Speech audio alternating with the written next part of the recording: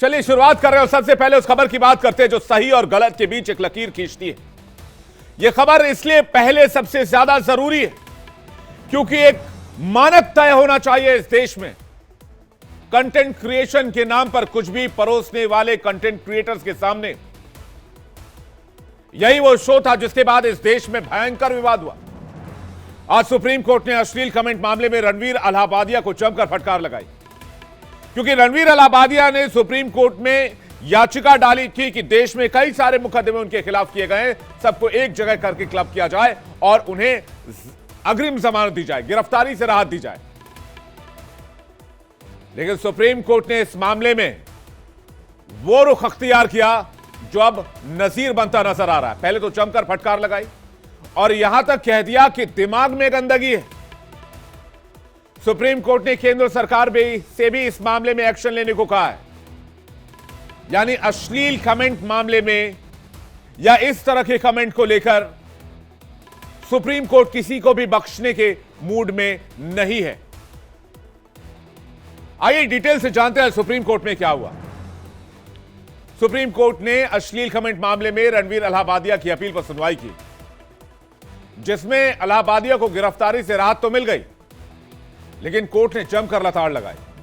Court ने कहा कि आपके कमेंट की भाषा विकृत और दिमाग गंदा है। इससे अभिभावक ही नहीं, बेटियां और बहनें भी शर्मसार हुई हैं।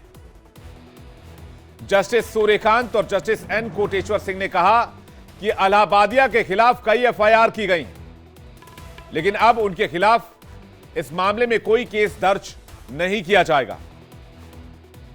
आपको बता दें, रणवीर अलाहाबादिया पर महाराष्ट्र, असम समेत कई जगहों पर एफआईआर दर्ज की गई। रणवीर अलाहाबादिया ने सुप्रीम कोर्ट में अपनी याचिका में 3 बातें कही थी। पहली, देश भर में दर्ज एफआईआर पर एक ही जगह सुनवाई हो। दूसरी, गिरफ्तारी से राहत मिले।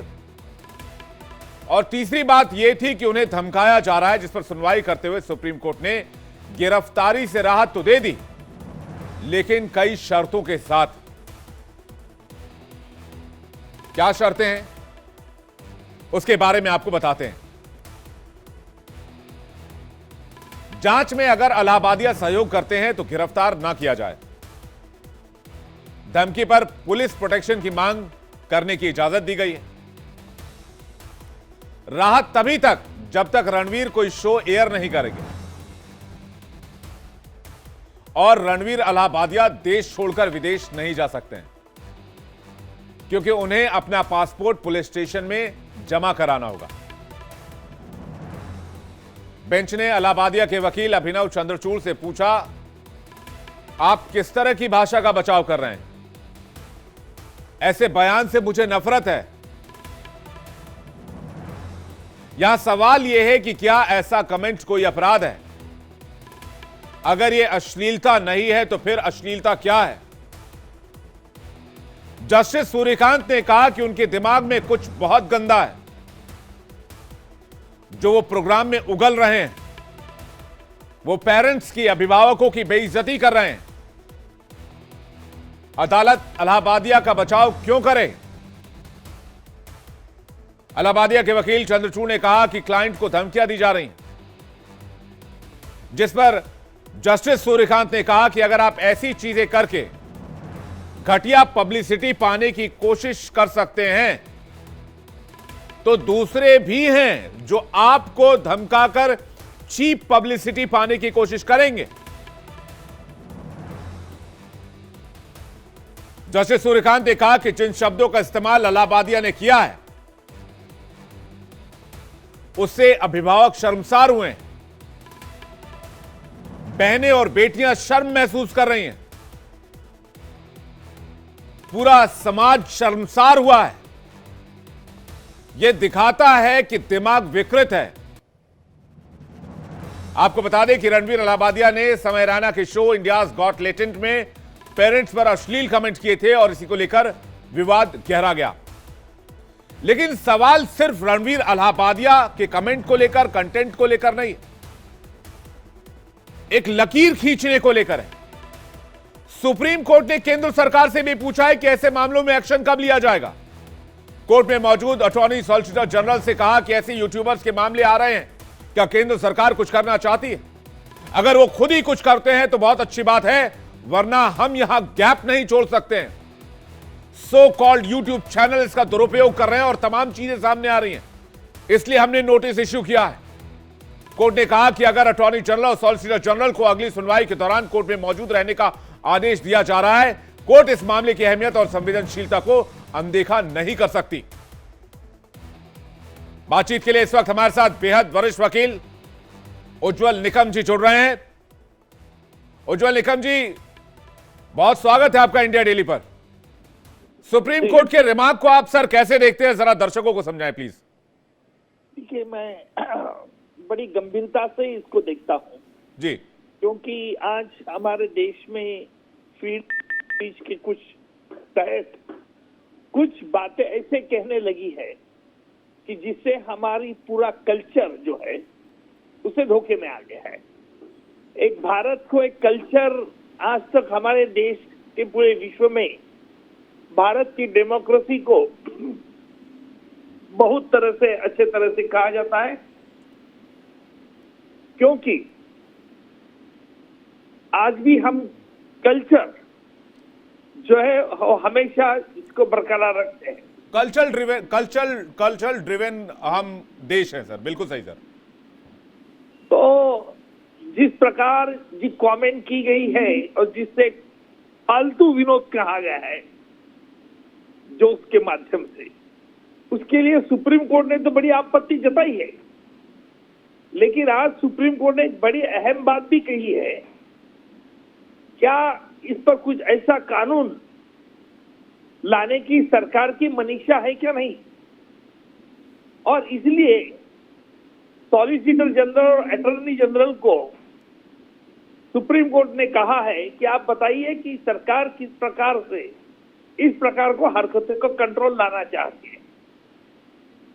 मुझे लगता है कि अच्छा कदम आज सुप्रीम कोर्ट ने उठाया है, और सुप्रीम कोर्ट ने यह भी बात कह रही है कि कुछ व्यक्तियों के उनको पब्लिसिटी मिलने के कारण अच्छा क्या बुरा क्या इस पर ध्यान नहीं देते हैं, और इसलिए ओटीटी प्लेटफॉर्म पर भी ऐसी पाबंदी लाने की बहुत जरूरत है। और इसलिए मैं कहता हूं कि सरकार भी इसे गंभीरता से लेगी और जल्द से जल्द इसमें इस सुप्रीम कोर्ट की टिप्पणी से एक अच्छा कानून भी आ सकता है। सर, किस तरह की गाइडलाइंस होनी चाहिए और ऐसे कंटेंट्स को लेकर एक जो बहस की शुरुआत हुई है, इसे कैसे देखते हैं आप? देखिए, एक अच्छा बहस इस माध्यम से तो शुरू हुआ है, लेकिन हमें ये देखना है कि इसको डिटरेंट लोगों को चाहिए। सजा डिटरेंट जब मांग की जाती है, सिर्फ उस गुनहगार को सजा नहीं, लेकिन एक strong signal like minded people को दिया जाता है। और मुझे लगता है कि सरकार के तरफ से सुप्रीम कोर्ट में भी इसके बारे में एक प्रावधान रखी जाएगी, जहां लोकसभा में ये भी हो सकता है कि इसके बारे में कानून लाने की भी बात छेड़ सकते हैं। जी, मुझे लगता है कि वो वक्त बहुत करीब है कि जब इस मामले में गाइडलाइंस तय हो और एक कानून सोशल मीडिया को लेकर और डिजिटल कंटेंट को लेकर हमारे सामने हो। बहुत बहुत शुक्रिया उज्जवल जी हमसे बातचीत करने के लिए और अपना कीमती वक्त हमें देने के लिए। वरिष्ठ वकील उज्जवल निकम हमारे साथ जुड़े थे, जो कि तमाम बातें बता रहे थे। बात करते हैं एक और खबर की। यूपी विधानसभा में आज जमकर हंगामा देखने को मिला। विधानसभा सत्र की शुरुआत हुई जो बहुत हंगामेदार रही। सीएम योगी आदित्यनाथ का गुस्से वाला अवतार दिखा, विपक्ष का हंगामा नजर आया।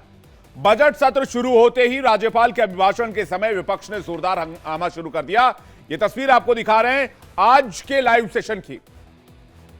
राज्यपाल का अभिभाषण 59 मिनट का होना था, लेकिन केवल 8 मिनट पढ़कर ही वो लौट गई, क्योंकि विपक्ष लगातार हंगामा कर रहा था। इस तस्वीर को देखकर आप अंदाजा लगा सकते हैं कि जितने भी विपक्षी विधायक हैं, समाजवादी पार्टी के विधायक हैं, वो लाल टोपी लगाकर अपने चेयर से खड़े हुए थे और टेबल के करीब थे, आसन के करीब थे।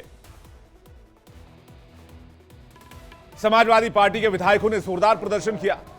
विधानसभा की सीढ़ियों में समाजवादी पार्टी के विधायक बैनर पोस्टर लेके पहुंच गए, नारेबाजी करने लगे। योगी आदित्यनाथ ने विपक्ष को सत्र शुरू होने से पहले ही कहा था कि सदन को सुचारू रूप से चलाने की जिम्मेदारी सिर्फ पक्ष की नहीं, विपक्ष की भी है। उन्होंने यह भी कहा था कि आपके सभी सवालों के जवाब दिए जाएंगे। बजट सत्र से पहले योगी ने यह क्लियर कर दिया था कि वो हर मुद्दे पर सार्थक बहस के लिए तैयार हैं। बावजूद इसके विपक्ष ने हंगामे का रुख अपनाया। यूपी विधानसभा में भाषा को लेकर भी खूब विवाद हुआ। इस बार बजट सत्र में एक और नया प्रयोग देखने को मिला। लोकसभा की तर्ज पर अब यूपी के विधानसभा में अंग्रेजी के अलावा क्षेत्रीय भाषाओं अवधी, ब्रज, बुंदेलखंडी और भोजपुरी में अपनी बात विधायक रख सकेंगे, सुन सकेंगे। इसके लिए सदन में 5 भाषाओं के अनुवादक बिठाए जाएंगे। विधायक अपने हेडफोन पर इंटरप्रेटर का चैनल सेट कर अपनी भाषा में सदन की कार्रवाई सुन सकते हैं। इसे लेकर विधानसभा अध्यक्ष सतीश महाना का बयान भी सामने आया।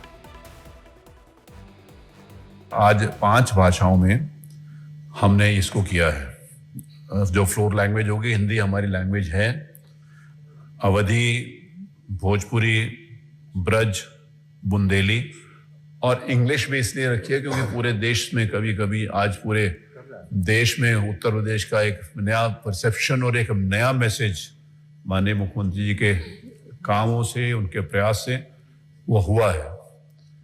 तो उसका भी मैसेज वहां सुदूर साउथ तक भी लोगों को पता चले कि कभी कभी ये लोग कहते थे कि अंग्रेजी नहीं आती, तो अंग्रेजी में भी हम। विपक्ष ने इस मुद्दे को लेकर भी हंगामा किया। नेता प्रतिपक्ष माता प्रसाद पांडे ने उर्दू में भी बोलने की मांग कर डाली। उन्होंने कहा कि अंग्रेजी में हो सकती है तो उर्दू में क्यों नहीं। जो हमारी भाषा बुंदेलखंडी, भोजपुरी, इसका हम विरोध नहीं करते, लेकिन अंग्रेजी का इस विधानसभा में प्रयोग करना यह न्यायोचित नहीं है। बड़े मुश्किल से अंग्रेजी यहाँ से हटाई गई थी और हमारी भाषा हिंदी घोषित की गई थी विधानसभा का। आप अंग्रेजी ला करके हिंदी को कमजोर करने का प्रयास हो रहा है। और इसमें कितने लोग हैं, अगर अंग्रेजी करें तो उर्दू भी कर दीजिए। उर्दू क्यों नहीं करते? उर्दू भी तो भाषा है। उर्दू को नहीं करेंगे, अंग्रेजी करेंगे। अंग्रेजी का मैं व्यक्तिगत रूप से मेरा विरोध दर्ज कर लें, बहुमत है, आप पास कर लें। माता प्रसाद पांडे के आरोप पर सीएम योगी ने पलटवार किया। उन्होंने कहा कि आप लोग तो अपने बच्चों को इंग्लिश स्कूल पढ़ने के लिए भेजते हैं, दूसरे बच्चों को जब सरकार वही सुविधा देना चाहती है तो कहते हैं इनको उर्दू पढ़ाओ। सीएम योगी का बयान सुनवाते हैं आपको। ये कौन सी बात हो गई कि भोजपुरी में ना बोले, अवधी में ना बोले, इसका विरोध अंग्रेजी का, खंडी में ना बोले और उर्दू की आप वकालत कर रहे हैं। ये बड़ी विचित्र बात है। आप मुझे बताइए, मैं इसीलिए कहता हूं कि आप समाजवादियों का चरित्र ही इतना दोहरा हो चुका है, इतना दोहरा हो चुका है कि अपने बच्चों को भेजेंगे इंग्लिश पब्लिक स्कूल में और दूसरों के बच्चों को बोलेंगे कि एक गांव के उस विद्यालय में पढ़े जहां संसाधन भी नहीं है। ये दोहरा आचरण और जाकी रही भावना जैसी प्रभु मोररी देखी दिन तैसी। कल हम लोगों ने यहां पे इसका शुभारंभ किया, समाजवादी पार्टी ने उसका विरोध किया है और मुझे लगता है कि प्रोसीडिंग का हिस्सा होना चाहिए। इनको समाज के सामने एक्सपोज करना चाहिए। अपने बच्चों को ये लोग पढ़ाएंगे इंग्लिश स्कूलों में और दूसरे के बच्चे के लिए अगर वो सुविधा सरकार देना चाहती है, कहते नहीं उर्दू पढ़ाओ इसको, यानी उसको मौलवी बनाना चाहते हैं, कठपुल्ला पर की ओर इसको ले जाना चाहते हैं। ये नहीं चल सकता है। जिस तरह से सदन का पहला दिन दिखा है, सत्र का पहला दिन दिखा है, उससे यूपी विधानसभा सत्र के बजट सत्र के और हंगामेदार होने के आसार जताए जा रहे हैं। लेकिन आज की तारीख का सबसे बड़ा सवाल यह भी है कि दिल्ली का अगला सीएम कौन होगा। 12 दिन बाद 20 फरवरी को नए मुख्यमंत्री दिल्ली के रामलीला मैदान में शपथ लेंगे। हालांकि बीजेपी और अब तक सीएम फेस सामने नहीं रख रही है। बेशक नाम तय हो चुके हों, लेकिन अभी पब्लिक डोमेन में जानकारी नहीं दी गई है, मीडिया को भी जानकारी नहीं। बीजेपी विधायक दल की बैठक भी 19 फरवरी को बुलाई गई है और कहा जा रहा है कि यहां पर सीएम की घोषणा होगी, लेकिन उससे पहले ही कई नाम चर्चा में है। अभी सीएम फेस तय नहीं है, लेकिन बीजेपी ने शपथ ग्रहण की भव्य तैयारियां शुरू कर दी है। तस्वीरें जरा फुल स्क्रीन हम आपको दिखाते हैं। बहुत बड़े समारोह की तैयारी की जा रही है। रामलीला मैदान की तस्वीर आप देख रहे हैं। 50,000 लोगों को बुलाने का इंतजाम किया जा रहा है। यह वही रामलीला मैदान है जहां अन्ना आंदोलन हुआ था। ये वही रामलीला मैदान है जहां आम आदमी पार्टी का जन्म हुआ था और अब 27 साल बाद बीजेपी ने जब दिल्ली में सत्ता में वापसी की है तो इसी रामलीला मैदान पर दिल्ली के सीएम की ताजपोशी करने जा रही है। एक बहुत ग्रैंड सभा करने की तैयारी है। शपथ ग्रहण और विधायक दल की बैठक की तारीखें एक दो बार बदली। पहले खबर आई थी कि 17 फरवरी को विधायक दल की बैठक होगी और 18 फरवरी को शपथ ग्रहण समारोह होगा। हालांकि बाद में इसे 2 दिन के लिए टाल दिया गया। दिल्ली के नए मुख्यमंत्री के शपथ ग्रहण की टाइमिंग भी बदली गई। पहले जहां 20 फरवरी को शाम 4:30 बजे दिल्ली के नए सीएम का शपथ ग्रहण होना था, तो वहीं अब यह कार्यक्रम सुबह 11 बजे निश्चित हुआ है। तारीख भले ही बदली हो लेकिन वेन्यू वही है और यहां पर तैयारियां इस समय जोरों पर हैं।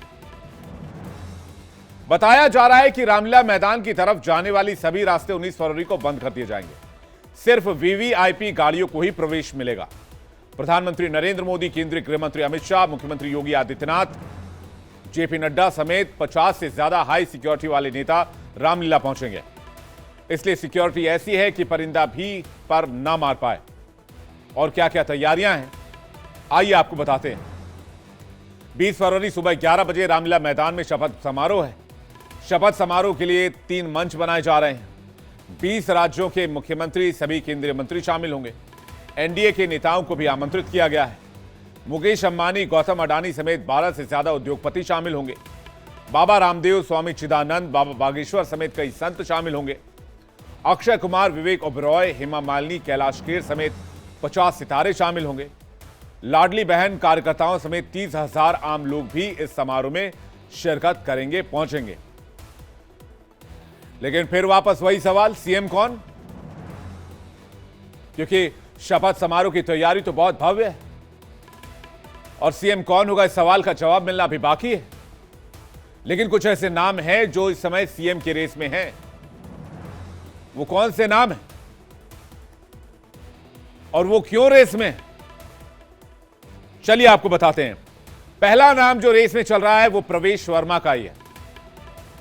वो इसलिए रेस में बताए जा रहे हैं, उनकी दावेदारी इसलिए मजबूत है क्योंकि आम आदमी पार्टी संयोजक अरविंद केजरीवाल को उन्हीं की सीट, नई दिल्ली सीट पर हराया।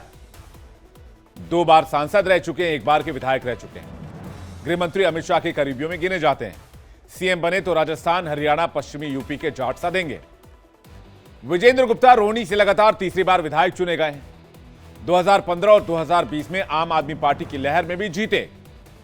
2015 से 2020 तक दिल्ली विधानसभा में विपक्ष के नेता रहे। रेखा गुप्ता पहली बार शालीमार बाग से विधायक बनी, 2 बार पार्षद रह चुकी हैं। दिल्ली में आरएसएस की सक्रिय सदस्य हैं। डीयू छात्र संघ के अध्यक्ष और सचिव रह चुकी हैं। इसके अलावा इसके अलावा आशीष सूद, सतीश उपाध्याय, जितेंद्र महाजन, शिखा रॉय जैसे नेताओं के नाम भी चल रहे हैं। लेकिन जब तक बीजेपी विधायक दल की बैठक में इनमें से किसी के नाम पर मुहर नहीं लग जाती, जब तक बीजेपी ऑफिशियल जानकारी नहीं दे देती, तब तक कुछ भी कहना जल्दबाजी माना जाएगा। इसका उदाहरण मध्य प्रदेश, राजस्थान, हरियाणा, छत्तीसगढ़ जैसे राज्यों में देखा जा चुका है, जहां बीजेपी ने सबको चौंकाया। किसी ऐसे चेहरे को सीएम बनाए जिसकी उम्मीद किसी को नहीं थी। पहली बार जीते विधायक को सीएम बनाया जा सकता है। जमीन पर काम करने वाले संगठन के किसी चेहरे को बीजेपी मौका दे सकती है। 7 सांसदों में से किसी को दिल्ली का सीएम बना सकती है बीजेपी, विकल्प वो भी है। 19 फरवरी शाम 5 बजे बीजेपी विधायक दल की बैठक है, जिसके बाद पता चलेगा कि दिल्ली में सीएम की कुर्सी पर आखिर कौन राज करेगा। आगे बढ़ते हैं, बात करते हैं पश्चिम बंगाल की सीएम ममता बनर्जी की, जिनका एक बयान विवादों में आ गया। महाकुंभ में 50 करोड़ से ज्यादा लोग डुबकी लगा चुके हैं, लेकिन पश्चिम बंगाल की मुख्यमंत्री ममता बनर्जी ने इसी महाकुंभ को लेकर एक बयान दिया जो विवादों में आ गया और इसके बाद हंगामा मचा हुआ है। ममता बनर्जी को सनातन विरोधी कहा जा रहा है क्योंकि उन्होंने अपने बयान में महाकुंभ को मृत्यु कुंभ कह दिया। सबसे पहले ममता बनर्जी का बयान आपको सुनवाते हैं। মহাকুম্ভ আমি নাইবা বললাম, ওটা এখন মৃত্যু কুম্ভ হয়ে গেছে। মৃত্যু কূপের মতো আমি মহাকুম্ভকে সম্মান করি, আমি শ্রদ্ধা জানাই, পবিত্র গঙ্গা মাকে আমি সম্মান করি। কিন্তু প্ল্যানিং না করে এত হাইপ তুলে এত লোকের মৃত্যু বললেন 30 জন, কথাটা কি সঠিক? কত ডেড বডি ভাসিয়ে দিয়েছেন নদীতে? विधानसभा में ममता के महाकुंभ पर दिए बयान के बाद विपक्ष के नेताओं ने ममता के खिलाफ नारेबाजी की, विरोध प्रदर्शन किया। विपक्ष के नेता बीजेपी लीडर शुभेंदु अधिकारी ने कहा कि मैं हिंदू समुदाय, संत समुदाय से कड़ा विरोध दर्ज कराने की अपील करता हूं। This is a insult to the Hindu ritual. I think she should know that the way she is insulting Hindu people, Hindu ritual, I think all the people who believe in a Hindu ritual should protest against this kind of comments. इस मुद्दे को बेशक BJP बड़ा मुद्दा बनाएगी पश्चिम बंगाल में, और ऐसा पहली बार नहीं है जब ममता बनर्जी का कोई बयान विवादों में आया हो। इससे पहले भी उन पर सनातन विरोधी होने के आरोप लगते रहे हैं।